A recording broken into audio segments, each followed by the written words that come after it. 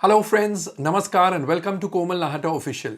इस वीडियो में हम बात करेंगे कॉपीराइट सोसाइटी के बारे में जो राइटर्स के लिए बन रही है। लेकिन सबसे पहले आपको याद दिला दूं, अगर आपने अभी तक हमारे चैनल को सब्सक्राइब ना किया हो तो इस वीडियो को देखने के बाद जरूर कीजिएगा।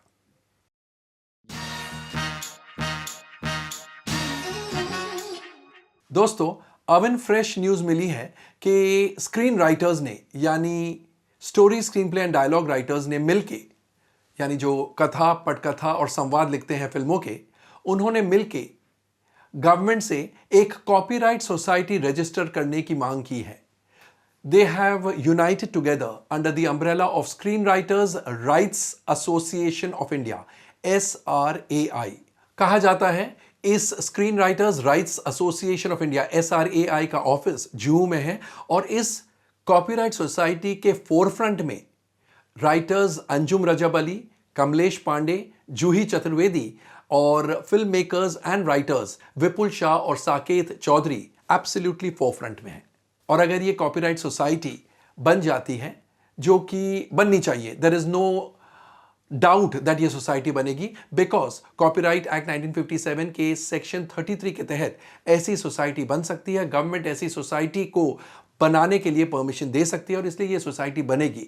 और बनने के बाद ये सोसाइटी अपने राइटर मेंबर्स के लिए प्रोड्यूसर्स से या और कुछ लोगों से रॉयल्टी इकट्ठा करेगी और फिर अपने मेंबरान के बीच बांटेगी। अब आपको याद होगा 2012 में कॉपीराइट एक्ट अमेंड हुआ था और उस अमेंडमेंट के तहत लिरिसिस्ट यानी सॉन्ग राइटर्स और म्यूजिक कंपोजर्स को गानों में रॉयल्टी मिलने का आदेश दिया गया।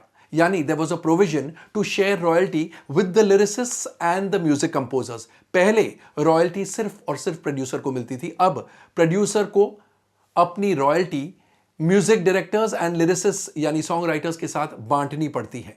उसी अमेंडमेंट के तहत राइटर्स का भी पोजीशन म्यूजिक कंपोजर्स और लिरिसिस्ट जैसा हो गया है, यानी they are also entitled to royalties.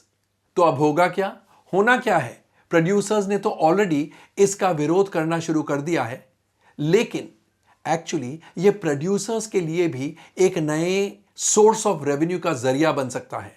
कैसे? ऐसे फर्ज कीजिए प्रोड्यूसर्स OTT प्लेटफॉर्म से यानी Amazon, नेटफ्लिक्स, ZEE5 इनसे ये कहते हैं कि आप हमारी फिल्में जो चलाते हैं एक प्राइस दे देते हैं, वो तो आउटराइट परचेज की प्राइस हुई, लेकिन ये फिल्म आपके प्लेटफॉर्म पर चलते रहती है और इसके चलने से एडवर्टाइजिंग रेवेन्यू भी आपको बहुत कमाने को मिलता है। तो उस एडवर्टाइजिंग रेवेन्यू का एक छोटा सा हिस्सा हम प्रोड्यूसर्स को मिलना चाहिए। And mind you, OTT platforms Hollywood में ये करते हैं। हॉलीवुड के प्रोड्यूसर्स को advertising and other sources of revenue का एक छोटा सा परसेंटेज हिस्सा मिलता है। तो प्रोड्यूसर्स के लिए ये एक नई आमदनी हो जाएगी, ये एक नई इनकम हो जाएगी और उस इनकम में से ये कॉपीराइट सोसाइटी राइटर्स के हित में कुछ मांग रही है। तो राइटर्स का यह कहना है कि हम प्रोड्यूसर्स की कमाई पर आंखें टिका के नहीं बैठे हैं, हम तो एक न्यू सोर्स ऑफ रेवेन्यू पैदा करने की सोच रहे हैं, जिससे प्रोड्यूसर भी कमाए और हमारे मेंबर्स को यानी राइटर्स को भी पैसा मिले। यहां पर मैं आपको बता दूं, producer is the content creator, यानी एक फिल्म प्रोड्यूसर बनाता है, लेकिन अगर सबसे लाचार सिचुएशन रिलीज के टाइम किसी का होता है तो वो एग्जिबिटर का नहीं यानी सिनेमा वाले का नहीं, डिस्ट्रीब्यूटर का नहीं यानी जो वितरक होता है फिल्म का उसका नहीं, सबसे पिटिएबल सिचुएशन में होता है हमारा प्रोड्यूसर। इतना पैसा लगाने के बाद, इतनी मेहनत करने के बाद, इतना रिस्क उठाने के बाद ऐसा कहा जाता है कि 95% प्रोड्यूसर्स, उनकी हालत रिलीज पर ऐसी हो जाती है, बुरा न माने, लेकिन ऐसी हो जाती है जैसे कि वो भिखारी हो।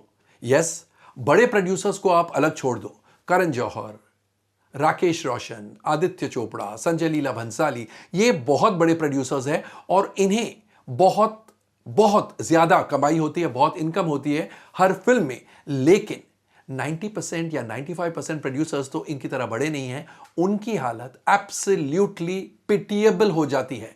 और अगर यहां से यानी OTT प्लेटफॉर्म्स या टेलीविजन चैनल से इन प्रोड्यूसर्स को अगर रॉयल्टी मिलने लगे तो एक परमानेंट सोर्स ऑफ इनकम उनके लिए पैदा हो सकती है। और पता है ये रॉयल्टी कब तक मिल सकती है? अंदाजा लगाइए।